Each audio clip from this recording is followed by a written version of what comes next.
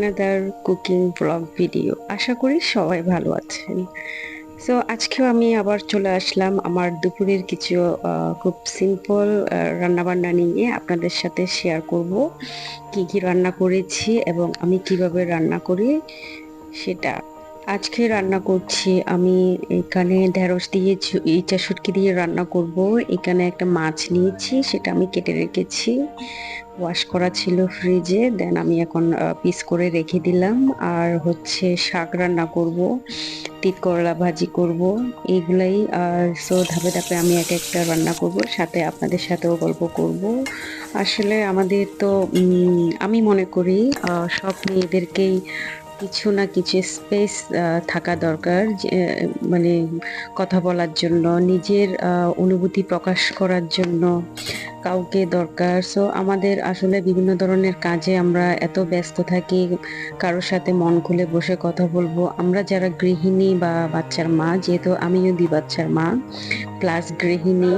So অনেকেই মনে করে গৃহিণী তো বাসায় থাকে, কাজ কিসের, কোনো তো কাজ নাই, যারা চাকরি করে তাদেরই তো সব কাজ। সেটা আসলে সম্পূর্ণ ভুল ধারণা। যারা আমরা গৃহিণী, ঘরে থাকি, যা বাচ্চা আছে, সো আমাদের অনেক বেশি কাজ থাকে, দায়িত্ব থাকে, বাচ্চাদেরকে নিয়ে ফ্যামিলির দায়িত্ব, সারাদিন রান্না বান্না, খাওয়া দাওয়া। সো আমাদের নিজেদেরও কিছু না কিছু স্পেস থাকা দরকার, কথা বলার জন্য। কিছু মনের কথা বলবো, দুঃখের সুখের অনেক কথা বলতে ইচ্ছে করে, অনেক কিছুই। বাট দেখা যায় কি, আমি দেখা যায় এমন অনেক বিষয় আছে যেটা আমরা আমাদের মাদেরকেও বলতে পারি না, কারণ হয়তো আমি একটা কষ্ট পেয়ে কোনো কিছু নিয়ে আমার মাকে বলবো, দেখা যায় আমার মা আমার বিষয়টা নিয়ে নিজেই কষ্ট পাবে, আবার অনেক সময় এটা নিয়ে অনেক দুশ্চিন্তায় পড়ে যেতে পারে। এই চিন্তা ভাবনা থেকে আমি আমার মার কাছেও শেয়ার করতে পারি না। আর একটা বিষয়, আমার তো কোনো বোনও নাই। সো আসলে সেই বিষয়টা একটা খুব খারাপ লাগে। আলহামদুলিল্লাহ, আমি একটা ভালো ফ্যামিলিতেই আমার বিয়ে হয়েছে। আমার হাসব্যান্ড খুব সাপোর্টিভ, খুব কেয়ারিং।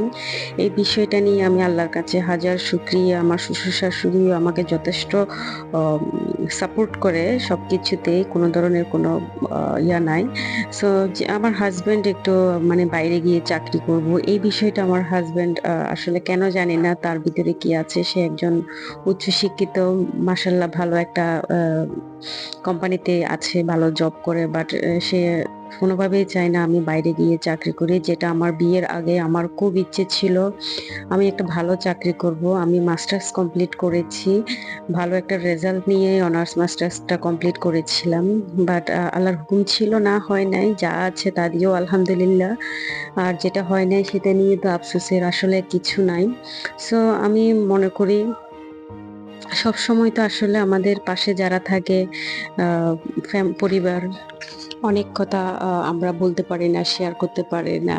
সো যার কারণে দেখা যায় কি মাঝে মধ্যে মন খারাপ থাকে। সো আমার একটা বিষয়, আমি রান্না করতে যেহেতু খুব ভালো লাগে, সো আমার এই জিনিসটা আমি আস্তে আস্তে চিন্তা করলাম একটা ইউটিউব চ্যানেল খুলে আমি শেয়ার করব সবার সাথে। আমিও কিছু শিখবো সবার কাছ থেকে। এই আশা, এই চিন্তা ভাবনা করেই আমি ইউটিউব চ্যানেলটা খুলি। আশা করি সবাই সাপোর্ট করবেন। আর যেটা বিষয় ইনকামের, ইউটিউব থেকে শুনছি অনেকেই অনেক ইনকাম করে। সো যদি কোনো ধরনের ইনকাম এসে থাকে বা কোনোদিন হয়, আলহামদুলিল্লাহ, যদি হয় ইনশাল্লাহ, সো এটা তো ভালো লাগবে। বাট আমি এখনো ও ধরনের প্রফেশনালি কোনো ধরনের সিস্টেমে কোনো কিছু আপলোড করা হয় না। আমি জাস্ট অ্যাজ ইউজুয়াল রান্না করি, রান্নার ভিডিও করি, তেমন কোনো এডিটিং করি না। যা ভিডিও করি তাই শেয়ার করি।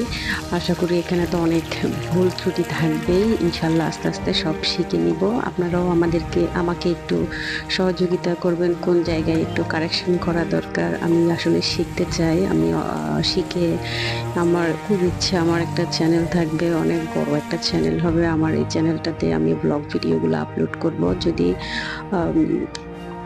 আরো ভালো মতো আমি শেখার চেষ্টায় আছি, যদিও এই আর কি। তো আজকের রান্না বান্না প্রায় আমার মোটামুটি শেষের কাছাকাছি। আপনাদের সাথে অনেক কথা বললাম, যে আমার রান্নাগুলো কেমন লাগছে দেখে সেটা কমেন্টস করে জানাবেন। আর খুব রিকোয়েস্ট করব আমার ছোট্ট চ্যানেলটিকে সাবস্ক্রাইব করবেন, আর সাবস্ক্রাইব করে আমার পাশে থাকবেন, আর অবশ্যই লাইক কমেন্টস করে আমাকে জানাবেন, আবার আপনাদের মতামত জানাবেন। আর আপনারা হয়তো কমেন্টস করলে আমিও আপনাদের চ্যানেলে গিয়ে ঘুরে আসতে পারবো, যারা ইউটিউব চ্যানেল আছে। আর যাদের নাই তারা অবশ্যই শুভকামনা, আমার জন্য দোয়া করবেন। সবাই ভালো থাকবেন। আল্লাহ হাফেজ।